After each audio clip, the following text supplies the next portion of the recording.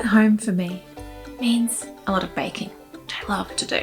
Have you ever thought about how things like bread and cake are really nice when they're really fluffy?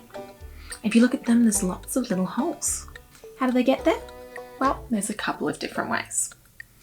One way is to use something like some self-raising flour or baking powder. Now these ingredients, when you mix them with water, contain some things that react and basically create lots of gases, fizz up, and then can get trapped in our cake and bread when we bake them.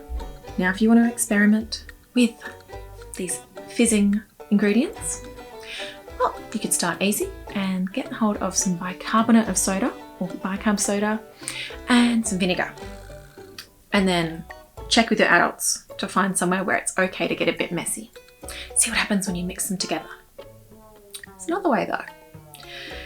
If you've ever used yeast for baking, it's actually got a really teeny tiny living thing. And when these get fed sugars, they actually fart out gases.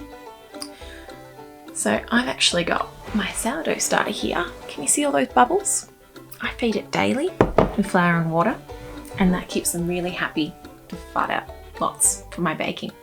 You could get a Ziploc bag, set up one with some bicarb soda and vinegar, seal it up, trap in those gases, and then make a second one where you mix some warmish water, about room temperature, a little bit of sugar, and about half a teaspoon of yeast. Zip it up, and then wait and compare your two experiments. I'd love to see if you can figure out why they might take different amounts of times to puff up with gases. We'd love to see what you create, so please share them with us.